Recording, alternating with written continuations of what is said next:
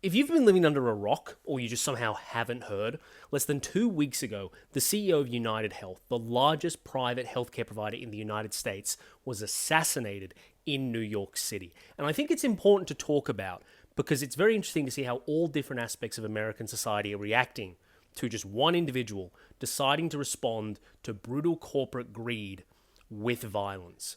So Brian Thompson was the CEO in question, and one thing you have to understand about him and how he ran United Healthcare was that it was one of the most, and still is, probably the most detested private health provider in the United States, infamous for denying claims of people that had insurance policies with it. We are talking about a company that rejects about a third of all claims, an industry high rate of rejection for any type of medical coverage. One of the few reasons you might have heard of Brian Thompson before this incident and his subsequent death is the fact that Brian was known somewhat in the media sphere for using AI algorithms to auto-reject claims that customers were making with the company. We are talking about cancer patients, terminally ill people, amongst many others, going to make claims to this company and having an AI designed by his team just tell you no flat out, and to try and dissuade you under any circumstances from fighting the company. Because that does just seem to be the norm in American healthcare, is that if you make a claim, they are going to make you fight for it. Despite you can pay them as many thousands of dollars as you want, month to month. They are always going to do what is in their best interest, and that is not providing the care that you paid for. Sick people who need medical care are incredibly vulnerable because they have priorities before legal battles. They have to pay for things. And this company, amongst many others in America's private healthcare system, wants to exploit them, and it does. Imagine this scenario, which has happened many times in the United States. Imagine that you have a mother who has been diagnosed with a terminal illness, and you want her insurance provider to pay for her hospice care before she passes away. The insurance company that she has paid tens of thousands of dollars, maybe even reaching into the hundreds over the course of her life to get that care, and they just say no.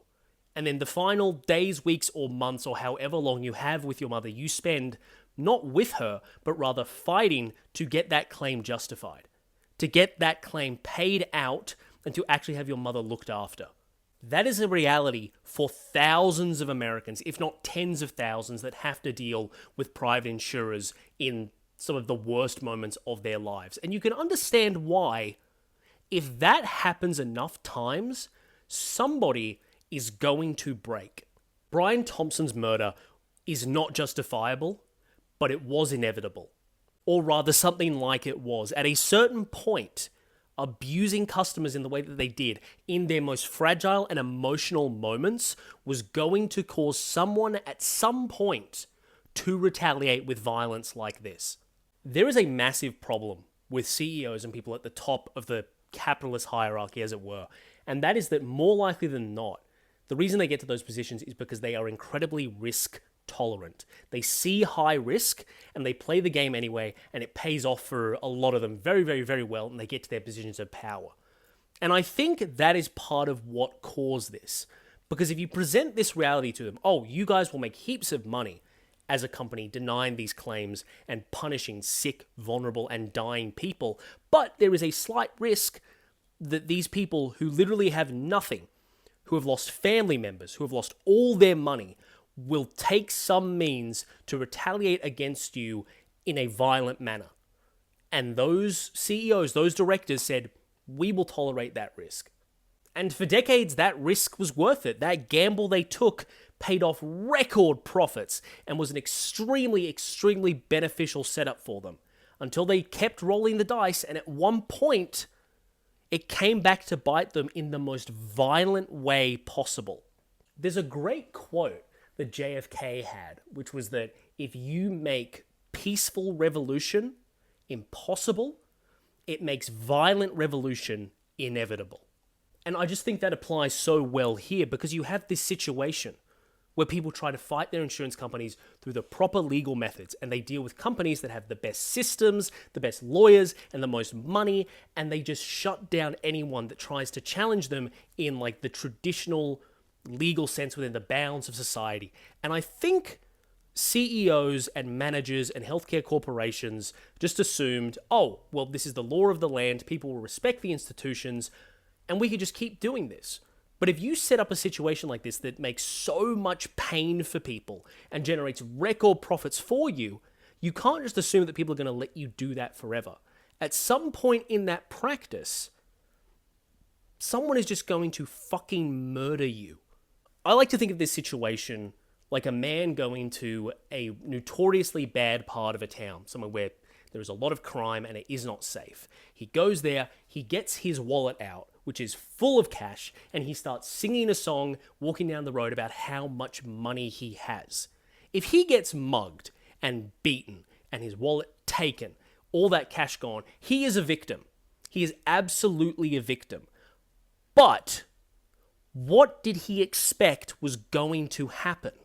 If you set up a situation that encourages people to take criminal action against you, whether it be waving the wallet around or punishing and financially crippling people at their emotional breaking points, losing family members, then of course, if somebody steals your wallet or acts against you violently, you are the victim of a crime, and that crime is not justifiable.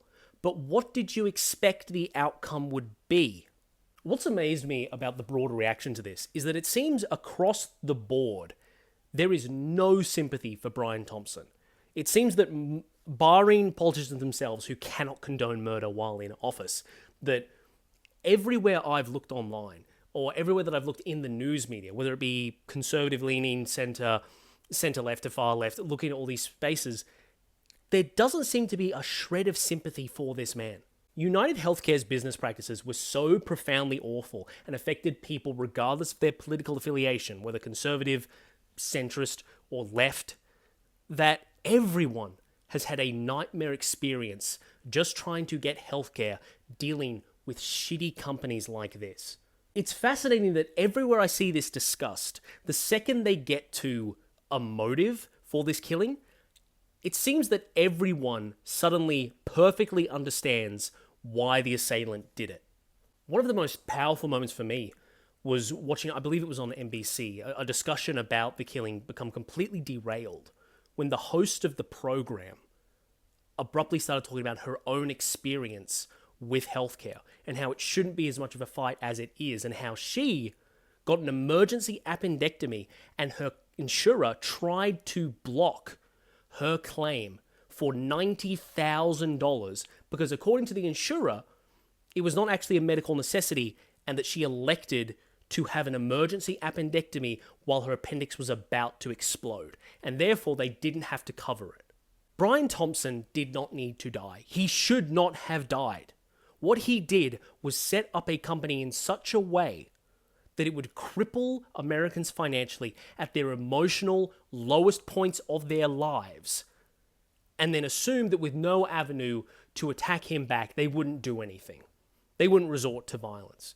Just some assumption that they would accept how hard we were ruining their lives. And it does sort of beg the question, and I don't know why he or healthcare companies don't ask them of themselves, which is, how long can you poke the bear before it rips your fucking head off?